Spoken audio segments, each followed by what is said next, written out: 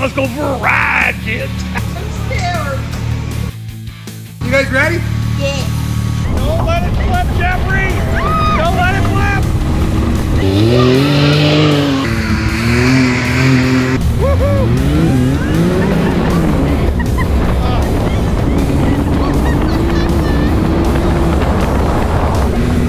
Check this out, we'll go right down the ditch, Nick.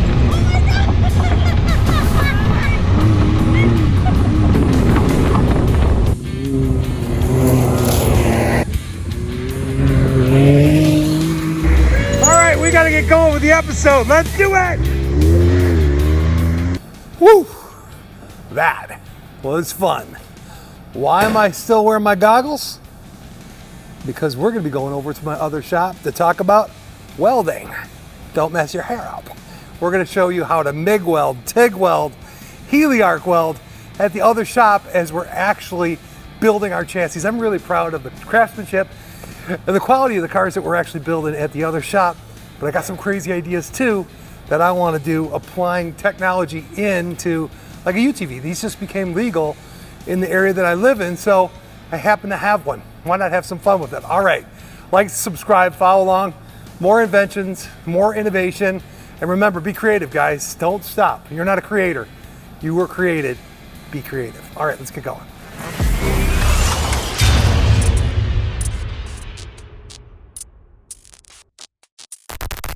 All right, guys, welcome to this week's Studio Hotrods Restoration Revelations. This week, we're going to be focusing on how in the world do we make all these components and weld them up and put them together to make this fantastic chassis that we use that is amazing. It's accurate, it's detailed, it's reliable, it's light, and it is specially designed. We did a lot of work on this, and I'm going to kind of highlight this week a little bit on the welding parts of it because you know, that's where the craftsmanship really meets the road. It's where the rubber meets the road. You got to do the fabrication right. And I'm gonna walk you through a little bit of what you're looking at behind me. What you're looking at here is actually a chassis jig right here that we custom made out of some genuine 4-inch I-beams. But it's perfectly square and it's perfectly straight. So we've taken this chassis out from under the other car. We've media blasted it, we've prepped it, it's all ready. But now we're gonna go ahead and box it. And what it means to box a chassis is we're actually gonna go ahead and put these panels in on the sides. This one's already been done. I can show you what another one looks like. It's actually right there if you wanna flip around to it, Murph. The same rails on the side. They are not boxed. Back to the box ones. And here's where the welding comes in. I'm gonna show you guys every place that you weld on a car takes a skill set, takes knowledge, takes experience, and I'm gonna walk you through this week some of the different approaches that you should use when you're going to go ahead and weld something up. I left this open for you. What we've done is this panel is actually welded into here, and I left this because we haven't grinded it yet. What happens is you have a nice panel to fit like this. At the top of that, what you want is this. You want to be able to weld into that angle right there, right? And that's going to give you the best weld, and then you go back and you post grind it. So this is what it looks like after it's ground. It's gorgeous, it's beautiful, but this is what it looks like in this moment. But let's go over to the MIG welder real quick and lay that bead in the inside corner fitment. It's kind of the easiest weld to do, but we're gonna do that with a MIG welder because they're faster, they're quicker, they're clean, and I'll show you exactly how it's done. Come on, let's go. All right, guys, this is the inside corner weld I'm talking about. And what we're doing here is actually what's called a push weld. What we've got is the wire feed going into it, and it is actually a more penetrating weld. But every application in these things is different. Does it sound like anything cooking? Come on. What do you think of? Do you think of maybe bacon? When you hear that sound, I know that MIG is running. So essentially, I went over that for you so you could understand that you get two edges made like this, you leave a little corner in there, so you got an ability to do a push or a pull weld.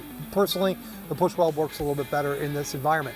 The next thing that has to be welded up in this thing, we're actually going to do what's called a lap weld. Lap? Lap. Not a lap like a sitting in your lap, but a lap. Lap's over the top. So right here, this is the wonky bar that we put in. This is the fixture we use to hold it in place. Because again, as we're building the chassis, you fixture everything before you weld anything. Does that make sense? Measure what you treasure, fixture it before you weld it. So this hoopty bar, as I call it, goes in here, and this joint has all been pre-fit. But if you notice this pad it lands on, it sits on the top of this one. So this is different, corner weld here, but this is a lap weld. It goes over the top of it, it laps over the top. So it's a little different configuration on how you lap weld. Let me show you what that kind of looks like. Basically what we're doing is we're putting a bigger piece of steel on top of a smaller piece of steel. And a trick with a lap weld like this is you kind of want to concentrate the energy, the focus on the bigger, heavier piece of metal because it gets hotter and it's able to transfer its heat down to the little piece. If you focus on the little piece, you can burn right through it. But this was a nice little push weld that we got to throw on there for you. But again, it kind of flowed from the big piece to the little piece. And it really gets important when you start welding thin things. Because lots of times you got to put a thick thing with a thin thing.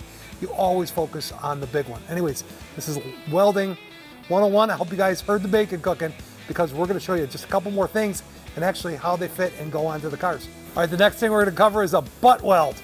That means two pieces of steel are actually butt up next to each other and then you weld it. This is a piece that's been butt welded all the way down here, and there's a bar that runs through here, part of our suspension, sits in about this position right here. Goes there, but how you butt weld something together is what I'm going to have Jeff go ahead and throw a bead on this for. Here's what's interesting. If you look at it, you see how it's got this inside bevel? We've actually made it like a point at both sides, which seems kind of crazy, right? Why would you want to take away metal if you want a really good bond, right? But what we're looking for is penetration. So this is like two arrowheads that point towards each other. It's cut on this side and it's cut on this side. Now, when you lay your MIG weld into there, push or pull, it's going to penetrate really, really well. You'll hit both sides, and then we just grind it off, and it looks like it'll look perfect. Look at it. You can't even tell that was two pieces, but on this side, you can actually see through there. Can you see? You see right through there? Right through there? Come on, I'll show you the weld works. Speaking of butt weld, pull your pants up, Jeffrey. Really? Come on, let's get to welding this thing. All right, now we're going to walk through a butt joint, but we're actually going to go ahead and do a pull weld. So if you look at it, you can see he's making bacon because you can hear it cooking, but he's actually pulling the weld towards himself. That's called a pull weld. Okay guys, just to show you the difference now, we're going to do a push weld. So that means we're pushing the weld away from your body, away from the head. Either way, you just got to make sure you got good penetration. You see how those welds look a little bit different? We choose to do most of ours are kind of a push weld, but pull welds are fine. I'm just showing you the differences between them. While we're setting up the TIG welder to actually show you what a fusion weld actually looks like, I wanted to show you something I thought was kind of cool. They call this a fish mouth, and the reason that you do this is any weld job or any fitment, you really want to get a tight fit to what it is you're welding to. If you got big gaps and that kind of stuff, it's really never ever going to turn out all that well. And what we have here is just like a fish mouth. So it's designed to go over a tube like that. So that way you get a small area and it will weld all the way around it. Does that make sense, kids? So that's kind of a unique thing. But each, see, look at that. Look how perfect that fits. So that's been cut and it's essentially the same shape. It's almost like you coat the end of the tube. Because if stuff doesn't fit nice and tight and right, it's just never going to work out real well when you weld it. If that makes sense. All right, let's get to the walk in the cup, kids, with the TIG welder. So this is a stainless steel pipe that we actually use for building our exhaust. It's gorgeous in our cars, but when you go ahead and put the stuff together, it's got to fit just right. If you have big gaps like this, or this angle's off, I'll tell you what, don't even bother trying to weld it. So this is going to be a fusion weld. That means no rod is actually used to weld it. So this is going to be running DC current, and it's going to be a pretty high current, but we're not going to use and feed any rod into it. And we're going to do what's called walk in the cup. Walk in the cup is it's a move. It's like playing a tuba. All right, so this is the Miller welder that we're using. That's our TIG welder. Argon gas, typically when you see the green tanks, it's usually an inert gas. General rule of thumb. If they're red tanks, never put them in this environment. Anyways, you got the gas on, you got this thing set at about 40 amps. And what's going to happen is he's got a foot pedal down there that can actually increase or decrease the amount of amps that are actually being applied to it. And he's going to start walking the cup right on through. Do you notice how it sounds completely different? Basically what he's doing when they call it walking a cup is he's doing a figure 8 with the electrode, keeping it just off the side of the stainless. And what he's doing is managing the amount of amps that are being put through it by his wah-wah pedal on the floor. Fusion welding is in our exhaust that we custom make along with the hot rods. All right, let's go ahead and set up the TIG welder to AC. Flip it to right there, because you're going to want to use AC on the 120 amps is actually right. We're going to go with that. So why do you switch to AC? That's what the aluminum wants. Aluminum dissipates heat really, really fast, and having an alternating current actually works really, really well. You could also use helium for doing what's called heliarc when you do it that way, but we're using argon, which is just another inert gas. But if you ever heard the term heliarc, that's because they're using helium, but they're doing the exact same thing with a TIG welder. All right, you'll see it's not as pretty a weld as you get with the fusion weld or really the MIG. And you'll see the difference, and you can hear it. Okay, can you hear how different that actually sounds? It sounds like a bug zapper with like the biggest mosquito on the planet stuck in it. If you look at the rod that's in his left hand, that's just a really thin aluminum rod. As we add the rod to it, you're gonna go ahead and actually make the weld look like a stack of dimes, quarters, whatever. Typically when you're doing aluminum, the individual puddles are actually bigger than that you'll see with the MIG or the TIG. But let's just take a look at it when it's done. Okay guys, it's pretty exciting. Now you can see we've done all the different welding that I've explained to you in this part of the episode. And again, this is a MIG welder. This MIG welder carries gas through the handle and also the wire. Watch, I pull the trigger, the wire comes out. Pretty simple. Let me show you the TIG, and then we're off to the other shop. Okay, the TIG welder is using an electrode right on the front of it. You see that? It's usually supposed to be shiny. This one's a little bit dull. But anyways, you feed the wire in and you make the weld go. Last but not least is the fusion welding. No wire, and you just walk the cup in a figure 8 on the surface. You can see I ain't got the same moves as Jeffrey. Speaking about moves, Sarah should be moving on the UTV. Sarah was complaining about how cold it was, so I gave her a special assignment. It could be interesting. Could be very interesting. Let's go check her out.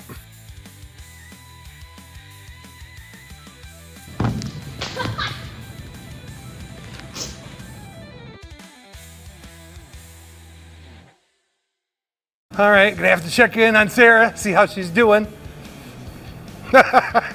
You look happy. Yeah. You don't like it? Yeah. Is it done? Kind of, sort of. Well, you were the one complaining about being cold. I was scared to Velcro it. What do you mean? Oh, stick it. Yeah, I'm glad you didn't Velcro it. I'm not quite sure. It was hard. It just didn't take you that long. I even gave it a good slap up here. You did? Yeah, because I couldn't get it. So ultimately what I'm trying to do is figure out like what kind of components and materials they actually make for these UTVs. They're legal to go on the roads now around here. And you know me, I like to be inventive. So I've been looking online. This is one thing I found on Amazon. I'm not quite sure how this is really gonna work all that well. But we'll get different parts and components. I'll start putting it on here. I'm gonna buy a windshield. I was gonna make one originally, but I'm like, somebody else is making it. Why would I buy? I'm not a copycat. I don't like copycats. I can't stand that. So I think I'm gonna kind of focus on lighting and audio. And what's cool is I love the end of the episode because I always share something out of the Bible. And since we're talking about lights on the cool UTVs, let's go to the Bible and see what the Bible says about God is light. It's cool. Guys, I love this part of the episode. Get to share something out of the Word of God with you. The reason I do it is because I started in a Bible study about 6-7 years ago, and it kind of changed my life because it changes your perspective of how you look at things. And I wanted to share it with you so maybe you could get a Bible. And I said before, and I'll say it again, if you need one, reach out to me. I'll ship you one for free. I don't care. I do care. Actually, that's the point. But anyways, this is, you know, we did Genesis and then we did Revelations last week. This is written by the same guy that wrote Revelations named John. We're doing a Bible study. Remember, there's 66 books and we're on book number 3. Really short book of the Bible. It's called 1 John, right?